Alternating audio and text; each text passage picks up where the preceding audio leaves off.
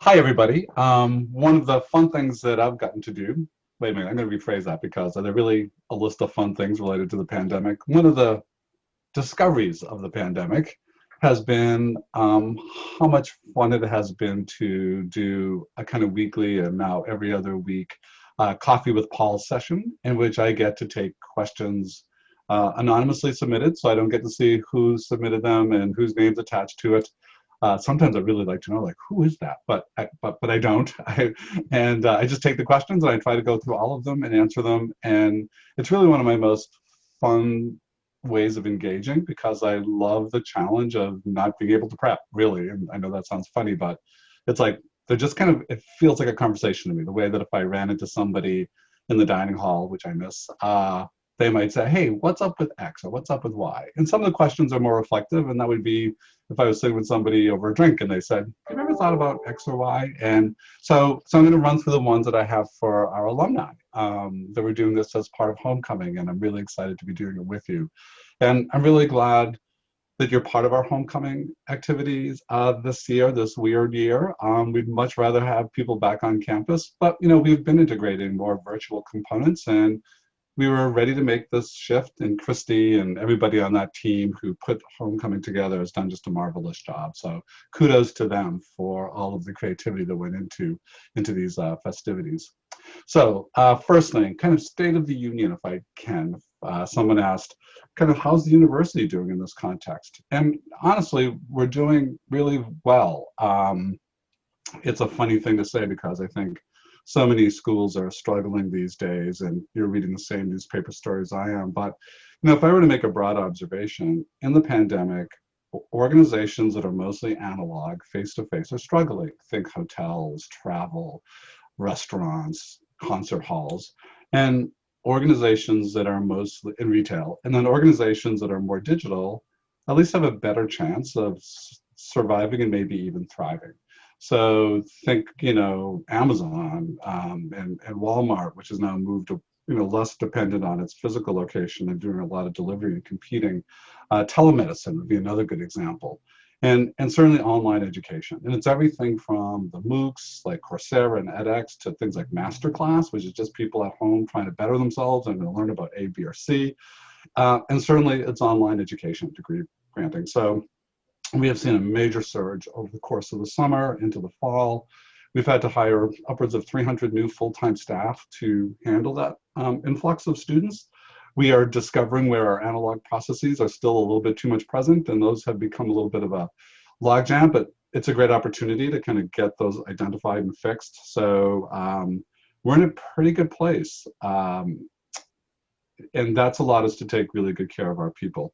Campus is going through a major rethinking and reimagining of how it does what it does, because while we're in a good financial place such that we can take good care of people, including giving ourselves some space to look at campus, we also realize that we are just increasingly out of the price range of so many of the students who we've always prided ourselves in serving. Speaking as a kind of first generation student myself, kind of working class kid, I know that cost and affordability were huge for me as I decided to go to college. And that's true for our students as well. And we see too many students taking on too much debt or not coming at all. So we have a challenge to ourselves to launch our first $10,000 degree options. So we'll still have the traditional program as we look at it, but we're also looking at, let's give some options to make sure that we can continue to serve students that really matter to us. And over 800 staff and faculty participated in various work streams this summer. We've got two task forces that are now focused on all of the work that they produced, ideas about how we might do things differently. We made some early decisions. We're going to stay with D2 athletics. We're going to stay in the NE10. Everything was on the table. So some of you go, what, we were thinking about that? It's like, we're kind of thinking about everything. No sacred cows, except take good care of students. But Anthony and the team over at athletics did a great job and came back to us with some ways that they can rethink what they do without slipping in terms of the quality of experience for our student athletes. So all that work is underway. We're deep in it. So there'll be updates at somewhere along the line, but we're moving along. As many of you know, we did not reopen campus in September, and the good news and bad news. So the bad news was it just killed our students. They wanted to be back so badly. And we know that not being back, has all kinds of repercussions, whether it's kind of just the anxiety and depression we're seeing at historic highs throughout our country right now, whether it's, students who might have had food or housing insecurity. So we did reach out to those students. We have a number of them. We weren't going to put anybody at risk. So if you were in that situation, we brought you back. But generally speaking, we remain closed.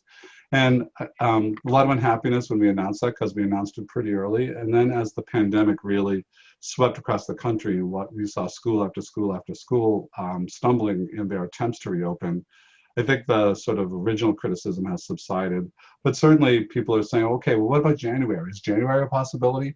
And we do have a task force who's looking at that. New Hampshire schools have, generally speaking, done a pretty good job. That's in part because we're in a low infection area. It's in part because I think they've been very thoughtful about it.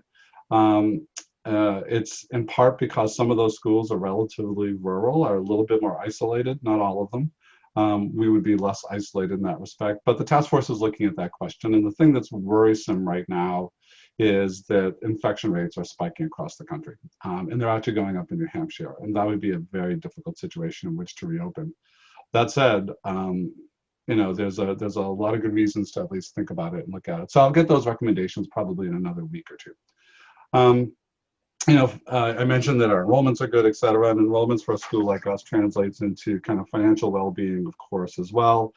One of the ways that any organization that has credit is the Standard & Poor's or Moody's ratings. And happy to report that we were already in A rating, stable, and Standard & Poor's just moved us from stable to positive. So we're A rating positive. I only mention that not because anyone's interested in our ability to borrow, and we're not planning on borrowing, but really because it's a reflection of a place that's really pretty well situated right now, given all of the volatility in our industry and all of the uncertainty. And the thing that's been most important about that is being able to really direct resources at our staff, our faculty and staff, and making sure we're taking good care of people. So that's included things like SNHU time, which gave people more flexibility in their day. They could take some PTO and not have it count against their normal PTO. This is really a big deal for parents whose kids are at home and they're sort of grappling with all of the challenges of that, or even just for a mental health break. There's a lot of stress related to where we all are collectively. But it also allows us to do things like give everybody $300 back in the spring and then again this fall, so that they could outfit their workspaces. I mean, if you're now working from home, or as some people put it, living where I work, do you have the right chair, the right desk? Is there something that would make your workspace better for you? People have been very appreciative of that. So again, not that we look at grades, but we are an institution, and our employee engagement scores are through the roof. They're at historic highs. And I think it's generally speaking because people feel well taken care of, and in a time when they see so many of their colleagues struggling and maybe out of work, et cetera, even folks for whom we had no work, we kept on the payroll. We just wanted to take good care of people.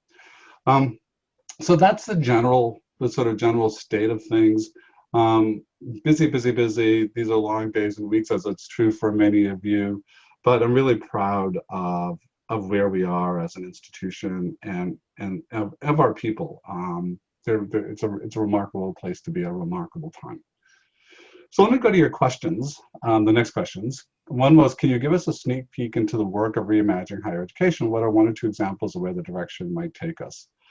Boy, it's a really great question. So a couple of things I would say. We recognize that if we think about all of our degree programs as a portfolio, we are underweighted in things like technology and healthcare. So we're looking very much at how do we get into those spaces more quickly. There's huge demand. So I think to some extent, people are seeing a very uncertain future for the workforce and saying, hey, you know what, the places that feel like there's always going to be jobs will be technology and healthcare, and I want to move into those directions. So we have engineering, of course, we have some healthcare programs related, but do we need to move more emphatically into those spaces? That's an important conversation for us right now.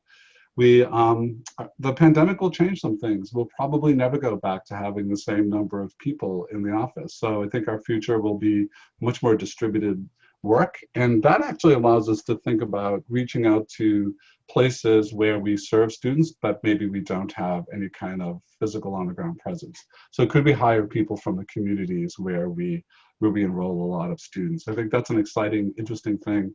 Like everybody, we're thinking about what will we go back to post-pandemic, and what will we want to hold on to? What have we learned in this experience? I think that's going to be a critical piece. One of the things that's happening with the campus transformation work is that there's now some really strong working ties between our online division and our campus. And I think we're going to see new interesting opportunities, more hybrid learning, more experiential learning, those sorts of things take place for our campus students, and more opportunities for online students to engage with campus in one form or another. So those are some of the things. I mean, fundamentally, we have a vision of the future for higher education that's probably more focused on the future of work, more focused on the ability to do sub-degree credentials. So degrees will still be the most critical thing, but micro-credentials that stack into degrees. We're looking at a new master's degree format, which would be faster, more affordable, kind of accelerated program. So a whole bunch of things going on. It's never dull around here when it comes to what are the initiatives. Can I share SNHU's plans for the $5 million social justice fund? You know, I love this question because it's going to allow me to just share a little bit about a really important thing that we're doing right now, which is that we have for 3 years been working on thinking about how do we remake our organization such that it is less top-down, less hierarchical, less siloed. Those qualities characterize institutions across higher ed. And how do we empower more people, push authority down into the organization, and really create more flexibility and agility and the ability to respond to both opportunity and threat. Kind of, if you live in a volatile world where change comes quickly, you don't want to be rigid, you don't want to be bureaucratic, you don't want to be hierarchical. Like, those are recipes for disaster. So we've been working on this. We've worked with the Center for Creative Leadership, the Institute for the Future. Our people have heard us talk about things like, a VUCA world, volatile, uncertain, complex, ambiguous, shape-shifting organizations. And we've made progress, but I think what I realize now is that our rhetoric hasn't matched our execution, and we're still a little bit too top-down, too command and control. So we're looking for ways to start to exercise new muscles, to try to think and operate differently. So let me bring this back to your question of the $5 million social justice fund. In the sort of traditional way of doing things, I would have convened our best people in leadership positions. We might have gotten in some outside expertise, and we would announce a series of things we would do with the $5 million. We actually did something different this time. We created communities of practice, groups of about 20 people on various topics related to social justice. We brought in a critical person, Shanita Williams, to be a facilitator of those communities of practice. We've given them some orientation tools for understanding what that is, because it's much more organic, it's not hierarchical. And you don't get to be there because of your positional power, because of your title. You get to be there because you have recognized credibility. People realize that you know something about this, and you have passion for it. You care deeply. And so it takes a while to get those put together and stood up. So it's taking us a little while to do it. But the answer to what are we going to do with it? I don't know yet. We're going to find out. We're going to let these communities of practice direct our spending of the money. So it will not be me and my management team saying, hey, this is what we did. It's going to be them saying, this is what we did. And they're really digging into that work now. There are some things we did right out of the gate, right? We had students who needed computers, who needed hotspots because they didn't have good connections, who needed emergency funds. We did some of that. But the big bulk of this money, we will now learn from the people who are closest to the work, who have a passion for it, who have credibility in it. So I said in a recent interview that for all of the things for which we are known, all our innovation, if we can reinvent the way a university works and the way I'm talking about, it may be the single most innovative thing we do, at least in my time here. So I'm pretty excited about this work. And it's requiring all of us, certainly including me, to change our leadership practices, to ask more questions, to opine less, to think more collaboratively. It makes me We're interviewing for a couple of key positions. I'm asking more questions now. I'm asking different questions than I would have asked even a year ago. Questions I want to ask now is, how do you learn? Who do you learn from? Who do you learn with? You know, and when you get people come in and I'm an expert and I know I'm just the right person for this job because I know everything, it's like, if you think you know everything, I'm pretty sure you don't. Because in this world, the world's changing too fast. So more importantly is, how do you keep up? How do you learn? Anyway, that's just one example. Really fun stuff. Who are my mentors in the higher ed space? Well, you know, my mentors, I'm going to use the phrase a little bit differently now. So my mentors are people when I was learning my trade, if I can use that phrase. And there are wonderful people like Paul Marks, a former chancellor, Bill Bromley, a former president who was a Tuskegee Airman, and somebody who really took me under his wing. I mean, I have a long list of people. And if I were filling out that list, I'd say some of it was developmentally, like where I was in my own leadership journey at the time. And some of it was in an area, what I needed to know more about, how I need to think differently. And today what I prefer to use the phrase is, so who are my co-learners? Like who's on the learning journey with me? Who am I talking to, right? And honestly, members of my team, members of the organization at various levels. I had one of the best 90-minute learning sessions with a group of what I would call middle-level managers, pretty important positions, but not reporting to me, in many cases not even reporting to the people who report to me.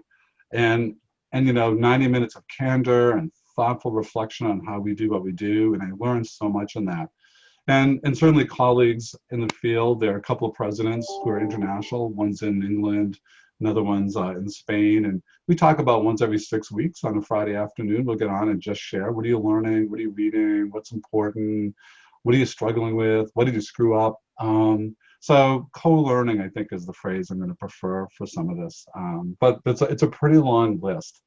It's funny, I asked someone in an interview recently for an important job, I said, where do you learn?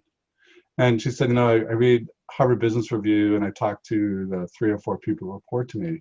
And I thought, boy, you're not learning very far, right? Like if learning is a conversation that pulls you out of your comfortable zone, your comfort zone, your knowledge domain, you want to start going out there wide. You want to sort of you want breadth and variety. We didn't hire her because I don't think she was a learner in the end. I think she was kind of telling us that she's really quite expert. And we want experts. We want people who are good at their job, but we want people who are really, really curious. It's my new favorite trait, curiosity, when we're hiring. Next question, have there been any discussions or plans in the works to reschedule or perhaps combine the class of 2020-21 commencement? Will the class of 2020 get a commencement celebration, or due to the pandemic, has that been washed out completely? So we have actually a survey going out to our 2020 graduates, asking them, do you want to do a virtual ceremony? Because this thing's dragging on. Like we thought there might be a chance to bring people together physically, and that's not happened. We've not made a decision about 21 yet because we don't know where we're going to be. I was sort of joking on the leadership team call this morning, they're going to sort of create a pool, you know, in what month will we have so many people vaccinated that we can actually be together again in physical spaces? I'm a little more optimistic. I'm saying May. If I were right, we'd be able to do a 21 commencement, but I don't know if I'm right. So if we, even if we postpone or we hold virtual commencement, we're still going to try to find ways to celebrate our graduates. I think it's so critical that we have a kind of ritual marking of the end, right? Like the end of that journey needs to be celebrated in some way. And I think, you know, Americans are among the least formal of people, like, we don't need this stuff, we don't need to be fancy, but I actually think those rituals matter a lot psychologically. I think our graduates work so hard to get to where they have arrived, you know, at graduation. They make sacrifices. They depend on so many people. It's a collective celebration that we need to find ways to do that and kind of mark this, even if it's a delayed celebration. So sip of tea? With COVID-19 showing how remote learning can provide a viable educational alternative to standard in-person learning, even with the difficulties that schools have been struggling with, how do you foresee remote learning increasing in availability or capability, taking into account with SNHU's robust remote learning capabilities? So online learning or remote learning had been accelerated. So everybody was doing it, right? When the MOOCs were created, those massive online open courses, they were created by the most elite universities in the country. And Stanford and MIT and Harvard were the first. But what that signaled to the world is that even our most elite universities think there's a place for online learning. And then subsequently, more and more schools get into it. And then, you know, after the recession, 2009, 2010, 2011, we're starting to get in a healthier place economically, but schools were still really injured from the recession. Their business models were broken. Students were struggling to pay. They saw enrollments drop. So they've been moving into online. So we were moving in this direction anyway, but like so many things, the pandemic accelerated the trend. So I think we will now see online. My sort of view on this is that online will be much more common. It will take many forms. It will often be hybrid. It will often be seamless as an option, so that a student might say on a given day, oh God, the weather's lousy. I'm just going to log on. I'm not going over to my classroom. On another day, it's like, oh, I really want to grab the faculty member, my professor afterwards. I'm going to go sit in class so I can grab them, right?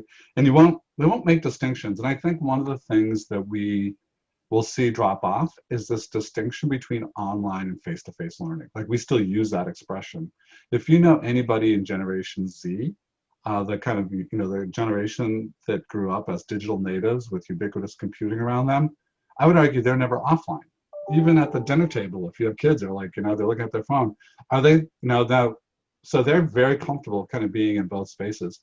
And I think that will be true for learning in the future, where we just like, man, what fits my world at this moment? I have an internship. I have to be at work at 3 o'clock. Oh, I'll take this course online then because I can do it in the evenings. No, I like being, I like being in class for this one because I think I'd do better if I had to be in class instead of online. All kinds of things, but I think we'll just get very seamless about this. When word processing came along, people used to talk about their writing. They'd say, are you writing or are you going to word process? No one says, are you word processing today? We just write. And sometimes I write, as often as not, I write longhand. And often as not, I grab a computer. And I don't even think about it. I just seamlessly do it. So that would be my sort of metaphor for how I think remote learning or online learning will happen going forward. We do so many facets of our life now online.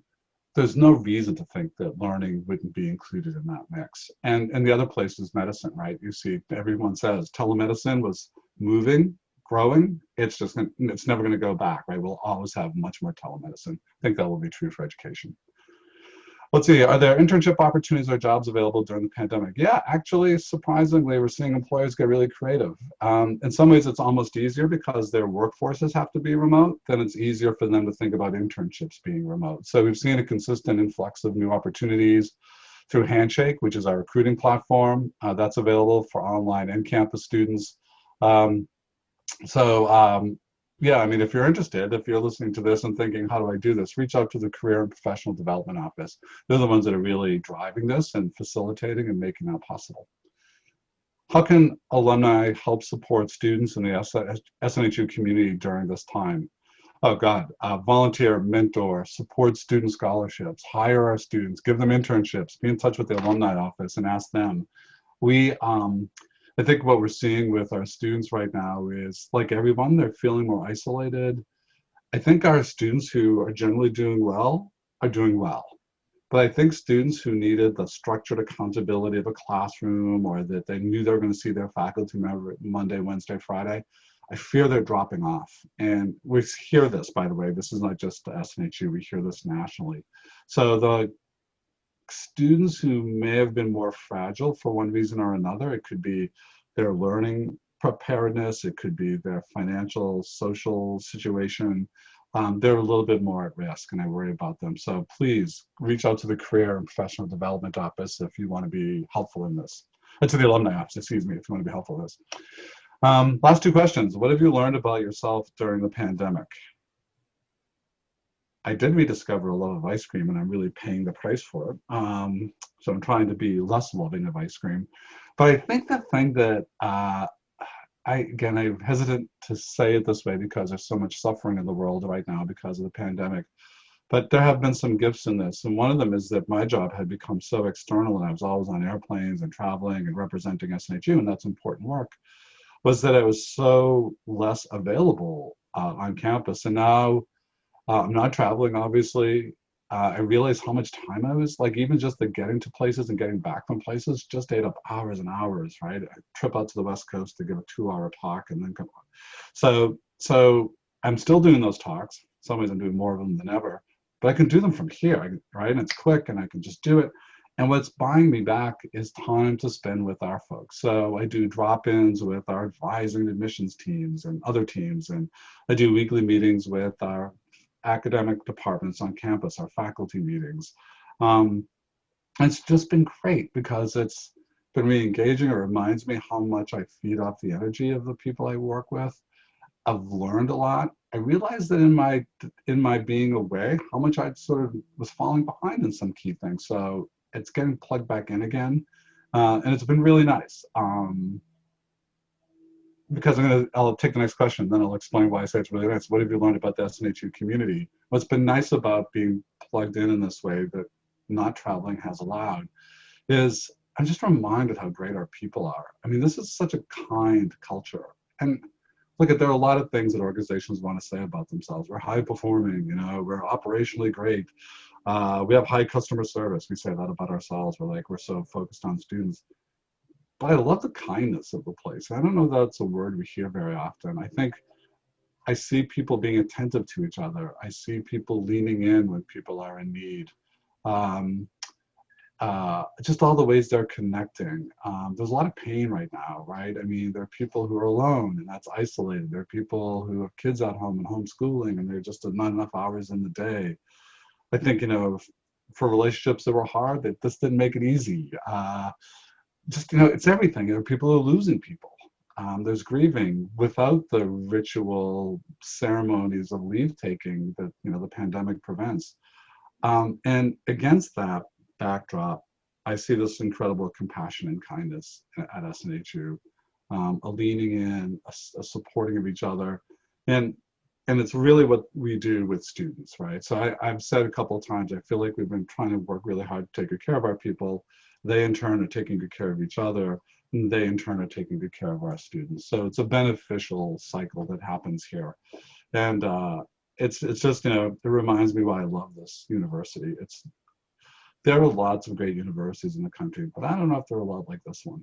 Maybe there are, but I've not run into a lot of them, and I know this one is that. So that's it. That's all of the questions. You know, one of the things about having big graduations, and we have big graduations. I mean, we were scheduled to do 5 of them in May, plus a regional, so 6 graduations in May. Is that the alumni body continues to grow now at almost this exponential rate, and there are tens and tens of thousands. It's 145,000, 160,000. I don't know. It's a lot of alumni. I should know that number. And you're part of a network now of SNHU folks kind of out there in the world.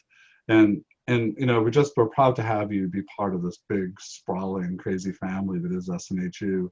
And I'd ask you, in this time that sometimes feels perilous, we're going through a very difficult election, we have a very divided country. Our challenges are enormous now, as they are for much of the world, is that we do our best when we stick together. We do our best when we show compassion and care for each other. And those are just not words we're hearing a whole lot. And I take refuge because I get to work with people who are like that every day. But join us in that, because this is what we need. This is what our country needs. And it's what I think we all learn when we're at SNHU. So be good, be smart, wear a mask, social distance, take care of yourself. We will get past this. As I said, if I'm starting a pool, my bet's on May that we'll be vaccinated. I hope it's sooner. I'd love to be wrong on that. I hope it's not much later. And next fall, I can't wait to stand there and say hello to you as you come back to campus, all of you who can. Take care. Bye-bye.